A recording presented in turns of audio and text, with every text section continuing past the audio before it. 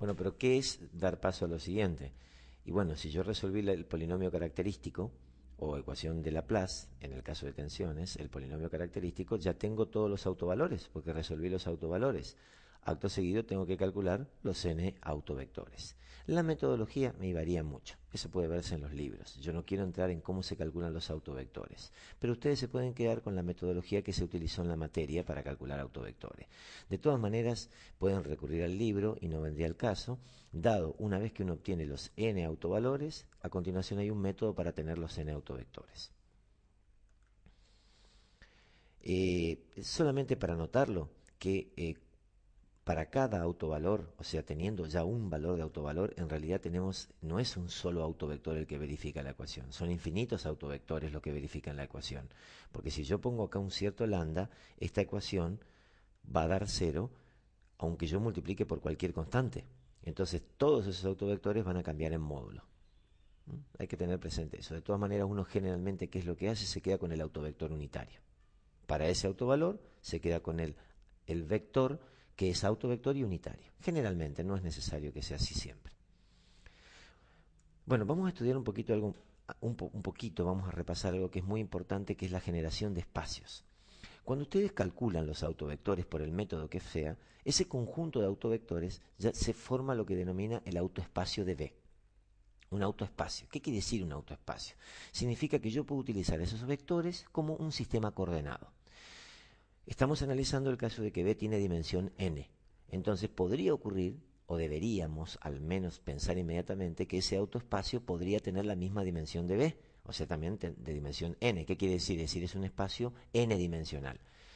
Vamos a hacerle un par de preguntas para verificar esto. Primero, ¿siempre los autovectores pueden formar una base? O sea, si yo saco esos autovectores, ¿los puedo utilizar siempre como ejes coordenados? Y existe una segunda pregunta que es, si yo con esos autovectores formo una matriz que denominamos n, esa matriz es invertible, vamos a asumir que es invertible, o sea que forma n a la menos 1, o sea existe n a la menos 1. Si yo hago n a la menos 1 por b y por n, ¿genero una matriz D diagonal? O sea, como lo que se llama como diagonalización de B. Estas dos preguntas, es decir, si los autovectores pueden formar una base y si B se puede diagonalizar, en realidad es la misma pregunta. Por lo siguiente, siempre que los autovectores que yo obtenga, esos autovectores sean todos linealmente independientes, van a generar un autoespacio de B de dimensión n. Y en ese caso va a ser posible con esos n autovectores armar la matriz n mayúscula, invertirla y diagonalizar B. Vamos a tomar el caso de n igual a 3, que es lo más fácil y que es igual a lo que hicimos en la materia.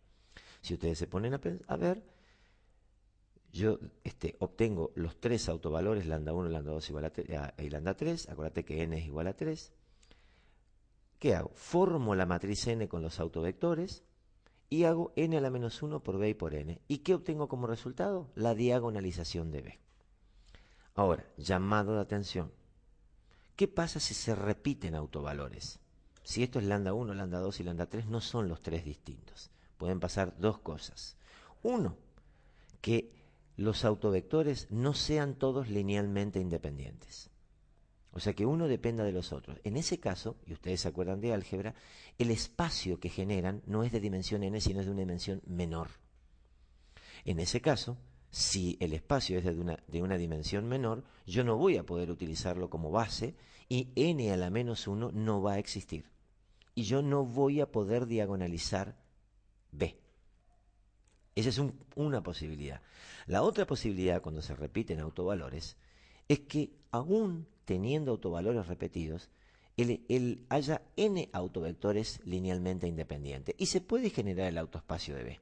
Lo que pasa es que en ese caso no va a ser único, pero no importa. Pero existe el espacio. O sea, a pesar de la repetición de autovalores, los autovectores son todos independientes. Y ahí sí se puede diagonalizar B. Esto tienen que tenerlo presente porque tiene que ver con preguntas que se hacen en la materia. Como conclusión, debe tenerse cuidado cuando se repiten los autovalores. Se puede estar en presencia de un autoespacio de menor dimensión de B, o bien de igual dimensión, pero con conjuntos no únicos de autovectores, es decir, un espacio no único. Siempre que se quiera diagonalizar B, el espacio de los autovectores tiene que tener el mismo orden de B.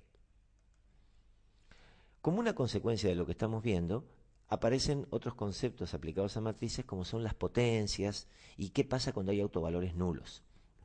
Cuando existen autovalores nulos, como por ejemplo un lambda igual a 0, hay muchas maneras de analizar el tema. En Anton, ustedes en el libro pueden ver una, pero la manera más fácil sería pensarlo así. Imagínense que ustedes tienen un autovalor nulo, ¿sí? Imagínense que calculan los autovalores, y imagínense que pueden diagonalizar a B, que la diagonalizan a B. De alguna manera obtienen los autovectores y diagonalizan. ¿Qué es lo que va a pasar? ¿Qué es lo que va a pasar con B diagonal? B va a ser una diagonal con todos los autovalores y uno de esos autovalores va a ser 0.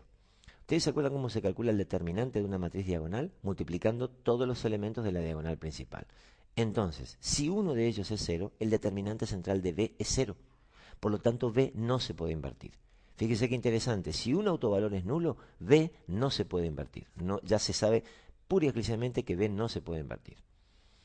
Nada tiene que ver los autovectores. Los autovectores no tienen ninguna cuestión aquí cuando hay autovalores nulos. No tienen nada que ver. Es una particularidad del autovalor nulo. ¿Qué es lo que pasa cuando queremos calcular la potencia de B? O sea que queremos calcular, por ejemplo, B al cuadrado. La manera más fácil es buscar un autovector de B y hacer lo que conocen. B al cuadrado es B por B.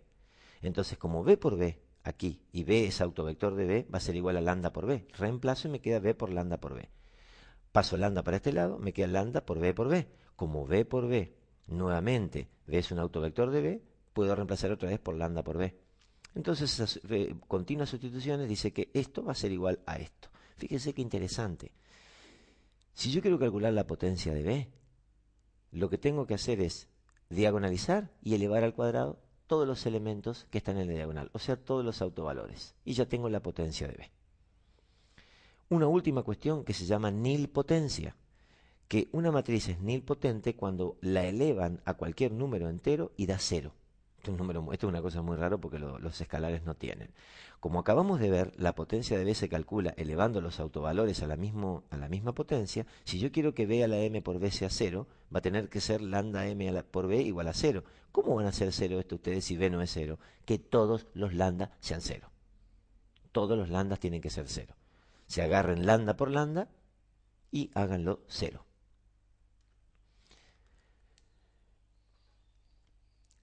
Interesante, ¿no es cierto? Como que puede llegar a darse una propiedad como esta, ¿no es cierto? Que todos los autovectores, que todos los autovalores tengan que ser nulos, ¿no? Muy interesante. Ojo con las matrices nilpotentes, porque uno ve una matriz nilpotente y no es una matriz 0, no es una matriz igual a 0. Todos sus autovalores son 0, pero puede ser muy confuso el resultado de una matriz nilpotente.